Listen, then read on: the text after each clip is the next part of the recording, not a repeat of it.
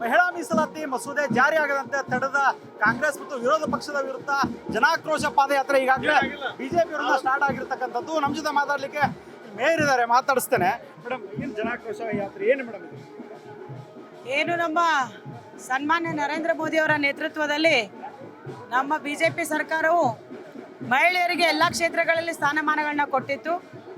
ಆದರೆ ರಾಜಕೀಯದಲ್ಲಿ 33% ಸ್ಥಾನಮಾನಗಳನ್ನು ಕೊಟ್ಟು ರಾಜಕೀಯ ರಂಗದಲ್ಲಿಯೂ ಸಹ ಮಹಿಳೆಯರಿಗೆ ಅವಕಾಶಗಳನ್ನ ನೀಡುವಂಥ ಮಸೂದೆಯನ್ನು, ಐತಿಹಾಸಿಕ ಮಸೂದೆಯನ್ನು ತೆಗೆದುಕೊಂಡು ಬಂದಿದ್ರು.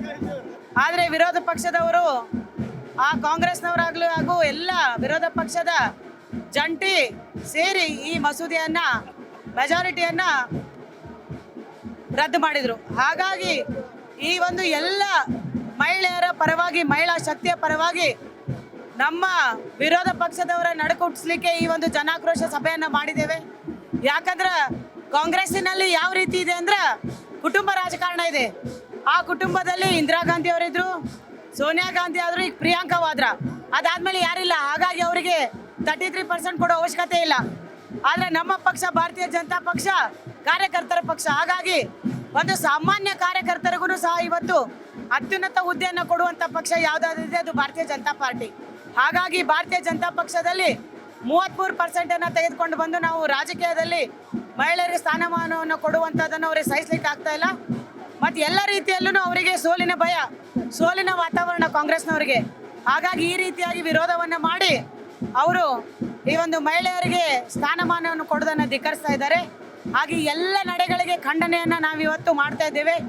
ಇಡೀ ರಾಜ್ಯದಲ್ಲಿ ಇವತ್ತು ಗಂಡು ಮೆಟ್ಟಿದ ನಾಡಿನಲ್ಲಿ ಹುಬ್ಬಳ್ಳಿಯಲ್ಲಿ ಈ ಒಂದು ಜನಾಕ್ರೋಶ ಸಭೆ ಮತ್ತು ಪಾದಯಾತ್ರೆಯನ್ನು ಮಾಡಿ ಮುಂಬರುವ ಚುನಾವಣೆಗಳಲ್ಲಿ, ಮುಂಬರುವ ದಿನಗಳಲ್ಲಿ ಮಹಿಳೆಯರು ನಿರ್ಣಾಯಕ ಪಾತ್ರದಲ್ಲಿರ್ತಾರೆ. ಹಾಗಾಗಿ ಮಹಿಳೆಯರಿಂದಲೇ ತಕ್ಕ ಉತ್ತರವನ್ನು ಕೊಡುವಂತ ಈ ಒಂದು ಕಾರ್ಯಕ್ರಮ ಆಗಲಿದೆ ಅಂತ ನಾನು ಹೇಳಕ್ ಬಯಸ್ತೇನೆ. ಈ ಹಿಂದೆ ಕಾಂಗ್ರೆಸ್ನವರು ಇದಕ್ಕೆ ಯಾವುದೇ ರೀತಿ ವಿರೋಧ ಇರಲಿಲ್ಲ. 2006ರಲ್ಲಿ ಕಾಂಗ್ರೆಸ್ನವರೇ ಮಾಡಿದ್ರು, ಅದಕ್ಕೆ ಬಿಜೆಪಿ ಅವರು ವಿರೋಧ ವ್ಯಕ್ತಪಡಿಸಿದ್ರು ಅಂತ ಹೇಳ್ತಾರೆ. ಅಲ್ಲ, ಅವಾಗ ಅವ್ರು ಮಾಡಿದ್ರ ಹಂಗಾರೆ ಎಷ್ಟು ಸಾರಿ ಅವ್ರು 70 ವರ್ಷ ಏನ್ ಮಾಡಿದ್ರು ಮಹಿಳೆಯರಿಗೆ? ಆ ಒಂದು ಕುಟುಂಬ ರಾಜಕಾರಣ ಅಷ್ಟೇ ಸೀಮಿತ ಆಗಿದ್ರು. 70 ವರ್ಷಗಳ ಕಾಲ ಅವರ ಹಿಡಿತದಲ್ಲಿದ್ದಂಥ ಭಾರತ ದೇಶದ ಒಂದು ಏನ್ ಮಾಡಿದ್ರು ಅವ್ರ ಮಹಿಳೆಯರಿಗೆ? ಇಂದಿರಾ ಗಾಂಧಿ, ಸೋನಿಯಾ ಗಾಂಧಿ, ಈಗ ಪ್ರಿಯಾಂಕಾ, ಈ 3 ಜನರಿಂದ 70 ವರ್ಷವನ್ನು ಆಳಿದಾರೆ ಅವರು. ಹಾಗಾಗಿ ಅವರು ಹೇಳುವಂಥದ್ದೆಲ್ಲ ಬರೀ ಸಬೂಬು. ಹಾಗಾಗಿ ಅವ್ರಿಗೆ ಯಾವುದೇ ರೀತಿಯಾದ ಒಂದು ಅರ್ಹತೆ ಇಲ್ಲ ಮತ್ತು ಯಾವುದೇ ರೀತಿಯಿಂದಾಗಿ ಅವರಿಗೆ ಮಹಿಳೆಯರಿಗೆ ಸ್ಥಾನಮಾನವನ್ನು ಕೊಟ್ಟು ಉನ್ನತ ಸ್ಥಾನದಲ್ಲಿ ಕುಳ್ಳಿರಿಸಲಿಕ್ಕೆ ಆಗ್ತಾ ಇಲ್ಲ. ಹಾಗಾಗಿ ಕುಟುಂಬ ರಾಜಕಾರಣದಲ್ಲಿ ಇವನ್ನೆಲ್ಲ ಮಹಿಳೆಯರ ಕಾರ್ಯಕರ್ತರನ್ನ ಯಾಕೆ ಅವ್ರ ಪಕ್ಷದಲ್ಲಿ ಮಹಿಳೆಯರಿಲ್ವಾ? ಯಾಕೆ ನಾವು ಈ 33% ಮಾಡಿದರೆ ಬರೀ ನಮ್ಮ ಪಕ್ಷದವ್ರಿಗೆ ಆಗುತ್ತಾ? ಕಾಂಗ್ರೆಸ್ನವ್ರಿಗೆ ಆಗ್ಬೋದು, ಬೇರೆ ಬೇರೆ ಎಲ್ಲ ಮೈತ್ರಿಕೂಟದ ಪಕ್ಷದವರಿಗೆ ಅಲ್ಲಿ ಮಹಿಳೆಯರಿಲ್ವಾ? ಹಾಗಾದ್ರೆ ಅವರಿಗೆ ಆರೋಪ ಮಾಡ್ತಾರೆ. ಇದು ಚುನಾವಣಾ ಗಿಮಿಕ್ ಸಲುವಾಗಿ ಬಿಜೆಪಿ ಅವರು ಮಾಡ್ತಾರೆ. ಏನ್ ಚುನಾವಣಾ ಗಿಮಿಕ್ ಮಾಡಿದೇವು ನಾವು?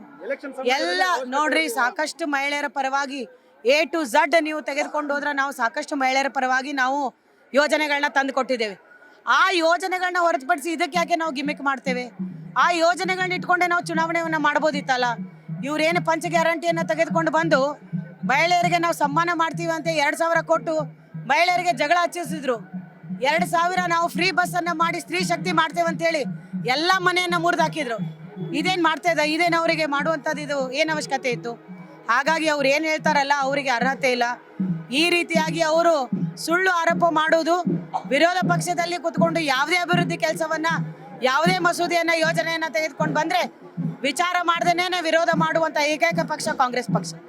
ರಾಹುಲ್ ಗಾಂಧಿ ಅವರು ಆರೋಪ ಮಾಡಿದ್ರು, ಜಾದೂಗಾರರ ಅಸಲಿ ಮುಖ ಇವಾಗ ಗೊತ್ತಾಗ್ತಾ ಇದೆ ಅಂತ ಹೇಳಿ ಮೋದಿ ಅವರ ಮೇಲೆ ಆರೋಪ ಮಾಡ್ತಾರೆ. ಅಲ್ಲ, ಇಡೀ ದೇಶದಲ್ಲಿ ಅಲ್ಲ, ಇಡೀ ಜಗತ್ತಿನಾದ್ಯಂತ ಯಾರು ಜಾದೂಗಾರಿದ್ದಾರೆ, ಯಾರು ಮೋಸವನ್ನ ಮಾಡ್ತಾ ಇದ್ದಾರೆ, ಯಾರು ಅಲ್ಪಸಂಖ್ಯಾತ ತುಷ್ಟೀಕರಣವನ್ನ ಮಾಡ್ತಾ ಇದ್ದಾರೆ ಅಂತ ಇವಾಗ ಎಲ್ಲ ಗೊತ್ತಾಗ್ತಾ ಇದೆ. ಮೊದಲೇ ನಮ್ಮ ಇಲ್ಲಿ ವೆಸ್ಟ್ ಬೆಂಗಾಲಲ್ಲಿ ಚುನಾವಣೆ ಆಯ್ತು, ಕೇರಳದಲ್ಲಿ ಆಯ್ತು, ಅಸ್ಸಾಂನಲ್ಲಿ ಆಯ್ತು. ಇವಾಗ ನೋಡಿ, ಯಾರು ನಾವು ಜಯಬೇರಿಯನ್ನ ಬಾರಿಸುವತ್ತ ಇವತ್ತು ಎಲ್ಲ ಪ್ರದೇಶಗಳಲ್ಲೂ ಬಿಜೆಪಿ ಕೇಸರಿಮಯ ಆಗ್ತಾ ಇದೆ, ಬಿಜೆಪಿಯ ಕೀರ್ತಿ ಪತಾಕೆಯನ್ನು ಹಾರಿಸ್ತಾ ಇದ್ದೇವೆ. ಹಾಗಾಗಿ ಸೋಲು ಬರುವ ಕಾರಣ ಅವರಿಗೆ ಈ ರೀತಿಯಾದ ಒಂದು ವಿಚಾರಗಳು ಬರ್ತಾ ಇದಾವೆ ಅಂತ ಹೇಳ್ತೇವೆ. ನೀವು ಸಣ್ಣ ಆಗ್ಬೇಕಲ್ವಾ? ಅದು ಒಂದು ಉತ್ತಮ ಆಹಾರದಿಂದ ಸಣ್ಣ ಆಗ್ಬೇಕಲ್ವಾ? ಪ್ರತಿದಿನ ನಮ್ಮ ಜೀನಿ ಸ್ಲಿಮ್ನ ಯೂಸ್ ಮಾಡಿ ಯಾವುದೇ ಸೈಡ್ ಎಫೆಕ್ಟ್ ಇಲ್ದಂಗೆ ನೀವು ಸಣ್ಣ ಆಗ್ತೀರಾ.